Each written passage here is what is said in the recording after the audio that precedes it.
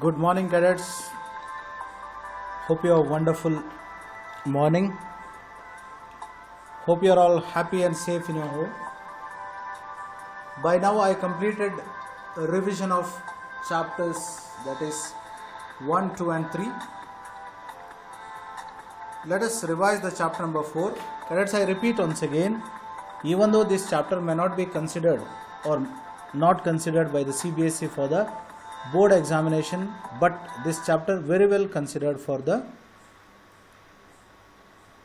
internal assessment or the periodic or by the project work. So please don't neglect the chapter, because questions will be definitely asked from this chapter for your internal assessment. In the month of December, then you can take a call of slightly neglecting this chapter, definitely not now.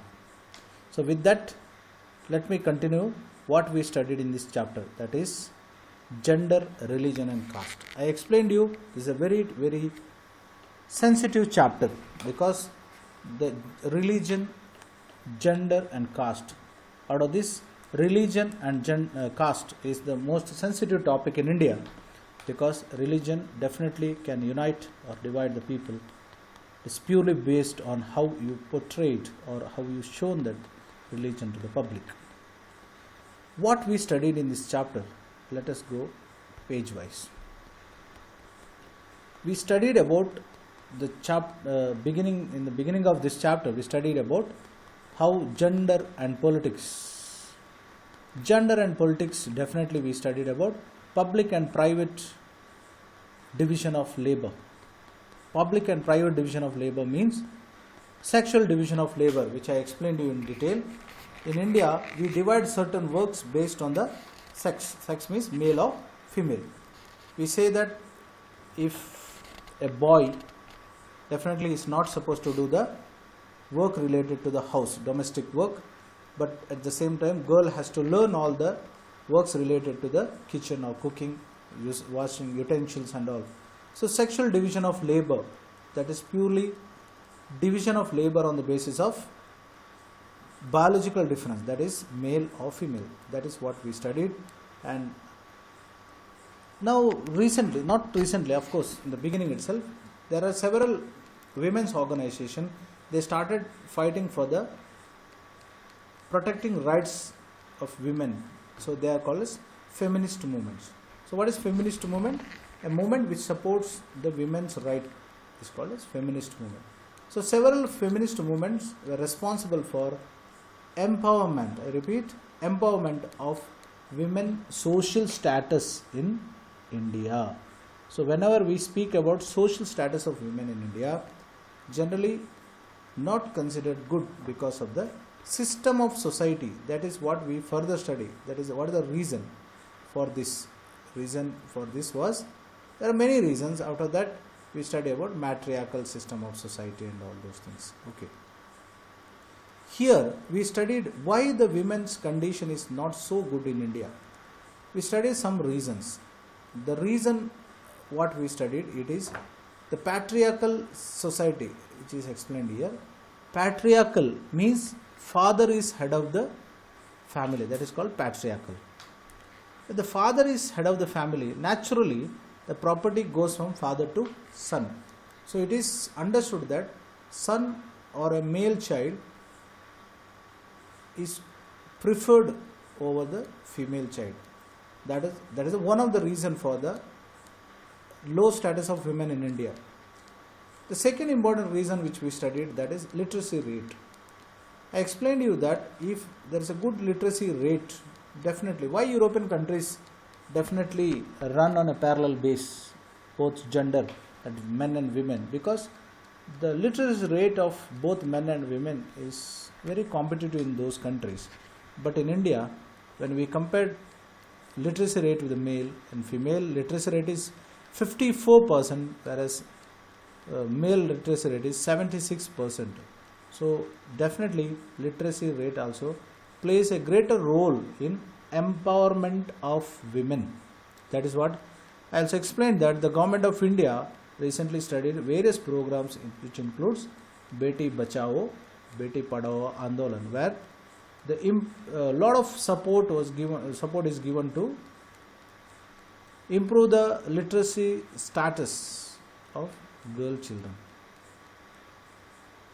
And third important thing which is divides them is, even though there is a Equal Remuneration Act of 1976 which says that irrespective of gender, equal salary should be given for men and women, but still in India women are paid less in unorganized sectors. I am talking, not we are speaking about the government sectors. In unorganized sectors, maybe in agriculture sector, few industrial sectors and all, definitely you may be knowing that in your village areas and all, where women are paid less than the male workers.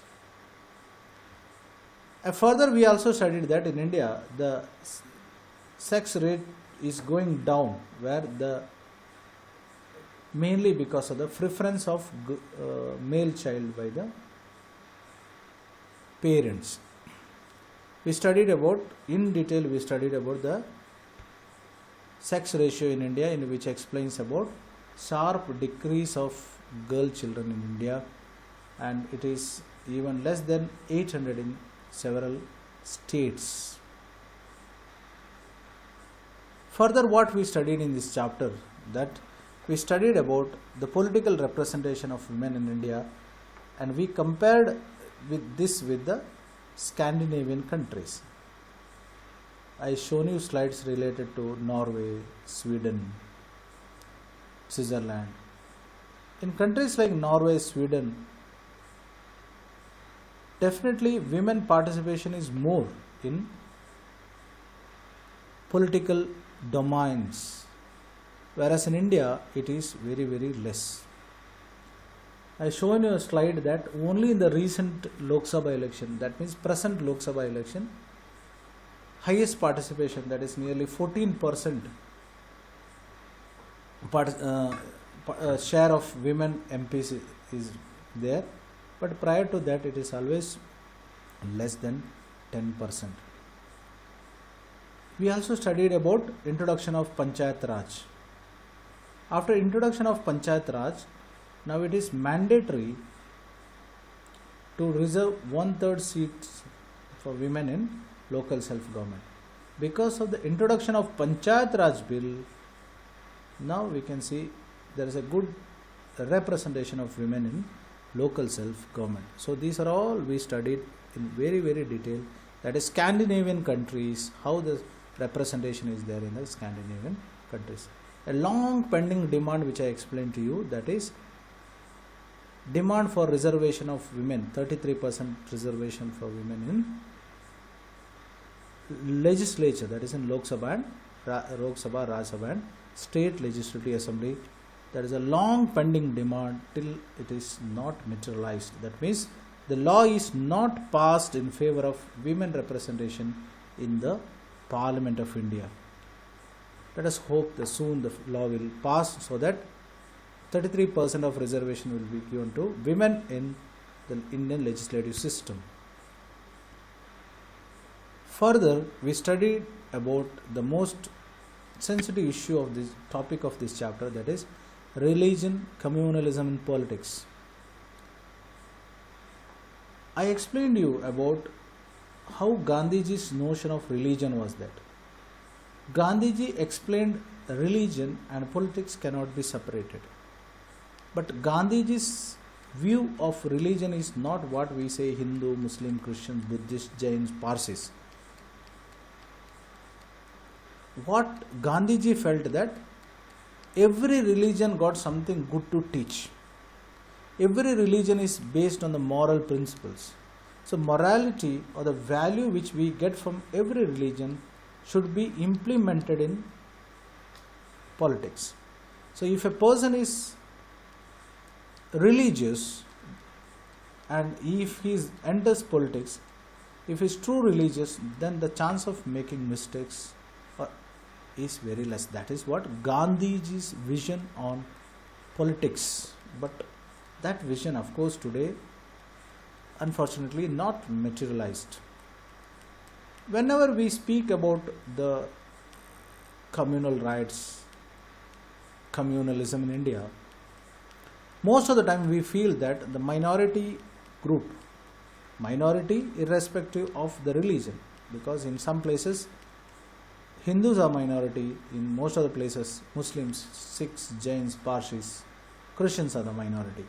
So minorities are the people generally affected when there is a communal rights. What is communalism? I explained you in detail. So the communalism is the worst expression of a religion.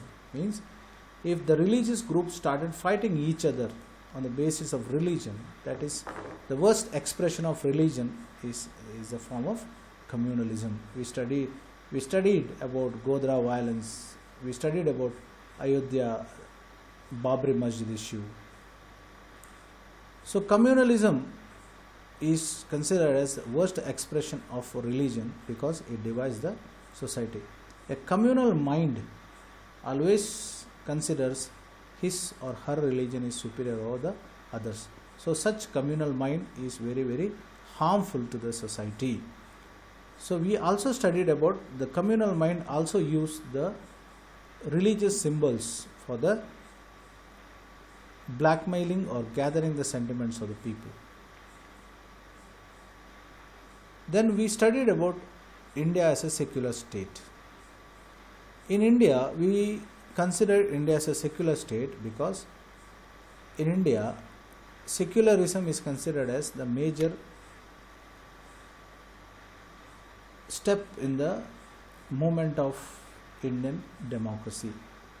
So what is secularism in India? Where no religion is given official status, rather all religions are given equal status. That is called secularism in India. But there is a difference between Indian secularism and secularism in other countries. In India, government actively interfere in the religious issues if the religious issues are disturbing the public. Further, we studied about caste system. Caste system, we studied how the caste system changed over a period of time. How caste system origin, that is Brahmin, Kshatriya, Vaishya, Shudra.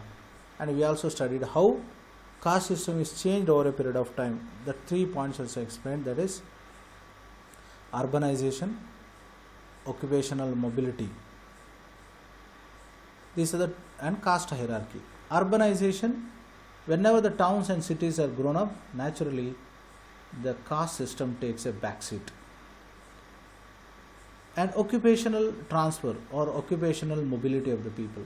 People travel in search of jobs. When people travel in search of job, naturally the importance of caste and ethnic groups takes a backseat. That's what we studied further. Further, we studied about caste in politics. Here we studied how political parties select the candidates on the basis of the caste, how they mobilize the vote bank. That also we studied about vote bank politics. We also studied about how every political party tried to gather the sentiments of the people on the basis of caste. But there are many things which we also studied, that in India there are enough examples where ruling party MPs or MLAs lost the election. And in India there is no single constituency where only one caste is dominating. So both plus and minus we studied, but still what we say, caste plays a dominant role in politics. Then last topic of the chapter what we studied, politics in caste. What is politics in caste? That we studied how every caste try to incorporate or include more number of people to their caste so that their caste number will be increased. Okay, so that is what we studied further. So each caste group try to become bigger by incorporating neighbors from the caste, and various caste groups are now started showing the political parties importance to making formation of political parties. All these we studied in detail. But what is the benefit of this? That also we studied.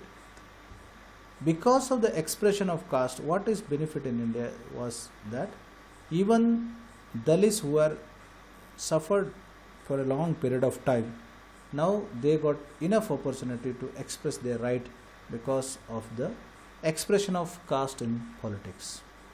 Several improvements are introduced in India. Dalits and Adivasis rights are protected. Scheduled caste and scheduled tribes rights are protected.